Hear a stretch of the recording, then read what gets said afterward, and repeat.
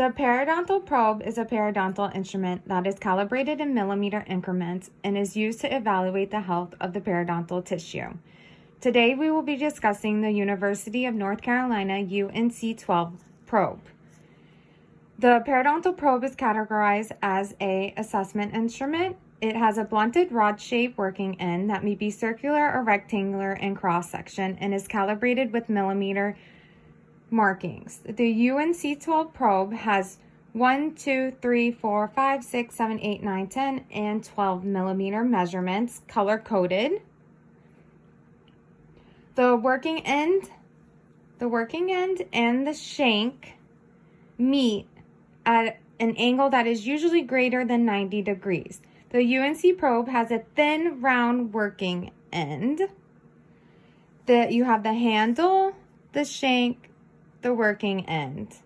Measuring probe depths are measured from the gingival margin to the attached periodontal tissue base of the sulcus or junctional epithelium.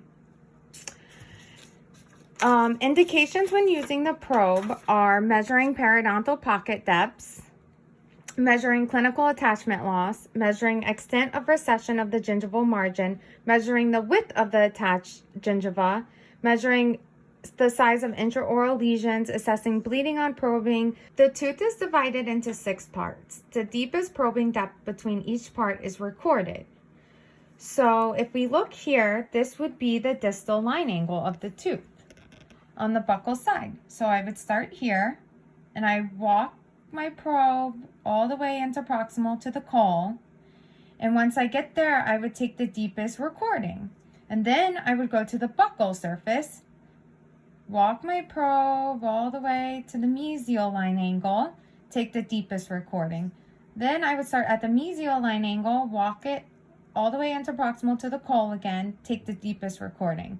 And then I would go to the lingual side of the tooth and I would start at the distal line angle, work my way into proximal, take the deepest recording, and then I'll go to the lingual surface, working mesially, taking the deepest recording, and then at the mesial line angle, walk it towards the caul, interproximal area, and take the deepest recording. The contraindications for use of the probe are active infection, significant attachment loss, recent periodontal surgery. When holding the probe, you will hold it in a pin or modified pin grasp. Your thumb and your pointer finger will make the soft C, while your middle finger is on the shank and your ring finger is for the fulcrum. So once the tip of the probe goes into the gingival margin, it's going to be a 1. Once the first line goes, a 2, the second line a 3, the third line a 4, and when you get to the thick black line a 5, then 6, 7, 8, 9, 10, 11, 12. The probe is always angled towards the apex of the root. The probe is tilted away from the tooth so it can be angled into the sulcus. When probing interproximal to the caul area, you will tilt the probe to a 10 to 15 degrees. Now let me demonstrate on my Typodont. Starting at the distal line angle of tooth number 3, I'm going to insert the probe, and then I'm going to walk it to the caul space. So that would be a 5. And then I take it back out. It's the only time you'll take it out. Put it back at the distal line angle. Walk it mesially, taking the largest depth, which is a 4. And then I'm going to walk it to the caul, which is going to be 4 again, tilting it. And on a live patient, when you reach the junctional epithelium, you'll notice blanching, which is a good indication that you reached the bottom. So let me show you on the lingual. On the lingual, you're going to start at the mesial, walking the probe mesial, pointing it at the interproximal caul. Then you take it out, go back to the mesial line angle, walk it, take the depth again, and then you'll go to the caul again. So keep in mind when you cross the midline, you're going to start on the mesial of this tooth, not the distal. So I'm going to start at the mesial line angle, insert my probe, then walk it interproximally, and it would be a 5. Take it out, go back to the mesial line angle, walk it distally, which it would be a 4. Going interproximally again, which is 5. And then on the lingual, I will start at the distal, inserting my probe, walking it, turning it, take it back out, start at the distal, walk it, inserting the caul, tilting the probe, starting at the distal line angle, insert, walk it towards the caul, tilt it, and that's a 6.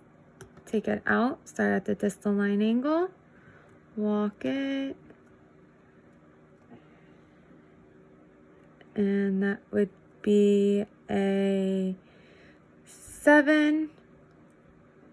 Going into proximally, that would be 6. And then for the lingual, I'm going to start at the mesial,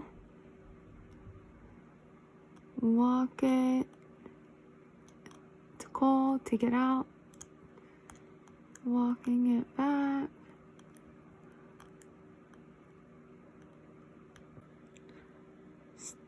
starting at the mesial line angle, work approximately, that would be a 6. Take it out, walk back to the distal, that would be 5, and 6 again. And for the lingual, it's gonna be distal line angle, walk, getting me a reading of 2. And back, that's gonna be a 3.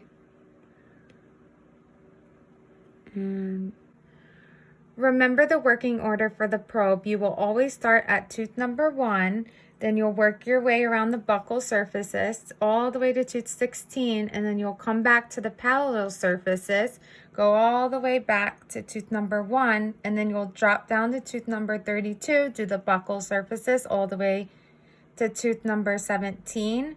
And then at 17, you'll come back and do the linguals all the way back to tooth number 32.